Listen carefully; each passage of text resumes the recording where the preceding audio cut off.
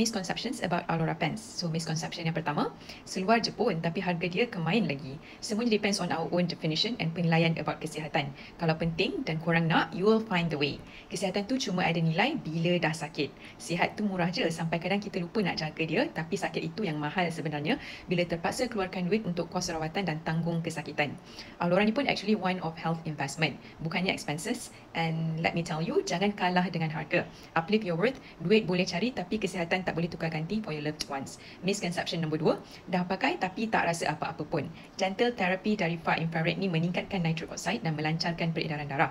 Nitric oxide berfungsi sebagai natural painkiller, bukan drugs based medicine.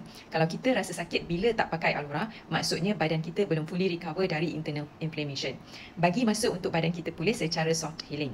Tempoh berapa lama badan kita kena pakai tu depends on level of damage yang dah ada dalam badan kita. Dan kita tak nampak dan tak sama setiap orang.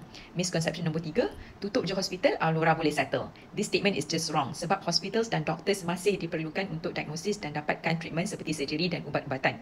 Alora doesn't cure you but it helps you with pain management. Alora helps reduce the pain you've been enduring for years. Alora series boleh provide the help of far infrared therapy yang boleh bagi kita plenty of benefits. Alora juga boleh complement ubat-ubat yang doktor bagi in terms of bantu untuk mempercepatkan proses penyembuhan. So kalau nak dapatkan Alora series yang original, boleh klik link di profile Bina.